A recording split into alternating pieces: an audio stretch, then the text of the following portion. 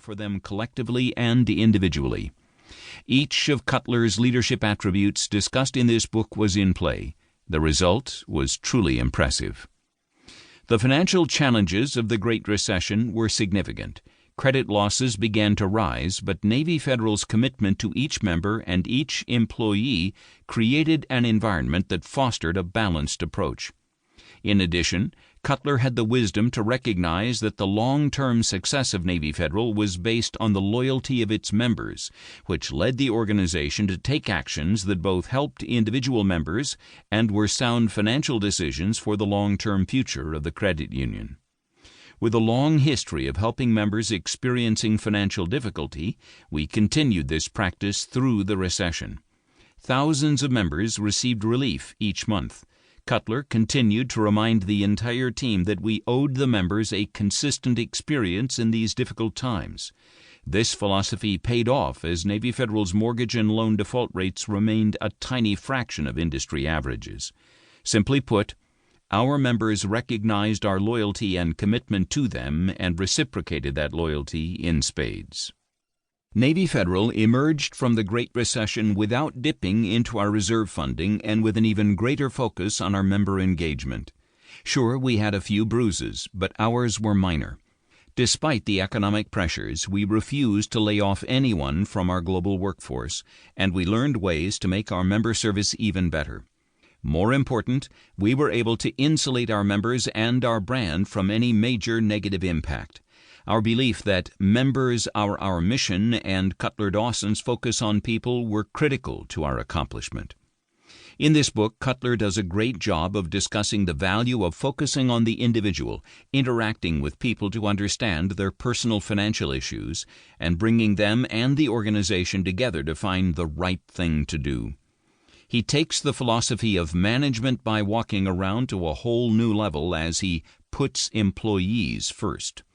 He truly believes that if you make your people your priority, they will rise to a level of performance that takes customer satisfaction to the top. Cutler has given employee empowerment a whole new definition. He shares his leadership secret sauce that has empowered the Navy Federal team to achieve world-class results.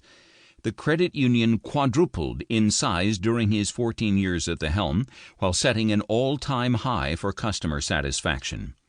Enjoy the book, and don't miss the foot stompers at the end of each chapter. John Lockhart, May 2019. Prologue. Unlike in past generations, when many people worked for the same organization for their entire professional lives, it is now not uncommon for employees to make up to a dozen job changes during their careers. This means that many workers are repeatedly in transition. Taking what you learn from each experience and applying it to your next job can be a challenge, but it is a critical one if you want to advance your career. This is most important for those in leadership positions or those aspiring to be in leadership positions. When you switch jobs frequently, how do you grow professionally and become a better leader? For those of us who serve in the armed forces, either for 4 years or 30, making the transition from the military to the civilian world can be even more daunting. For us, everything in the civilian workplace seems different. How do you avoid the trap of feeling as though you were starting over? When I decided to retire from the Navy in 2004 after 34 years of serving in uniform, I told my family that I was going to do a bit of exploration to figure out where I wanted to spend the next chapter of my life. I knew that I wanted to work for an organization that made me proud. In the Navy, we are always laser-focused on our mission, maintaining, training, and equipping combat-ready naval forces capable of winning wars, deterring aggression, and maintaining freedom of the seas. I knew that I wanted to work for an organization with an equally strong mission. I found it at Navy Federal Credit Union, where our goal is to make life better for our members.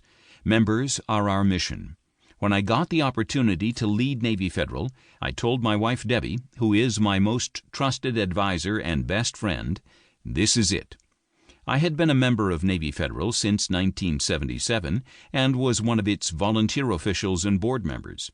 I have always felt that it was committed to its core members, the sailors and Marines who serve around the world and their families. Then and now, I believe that is the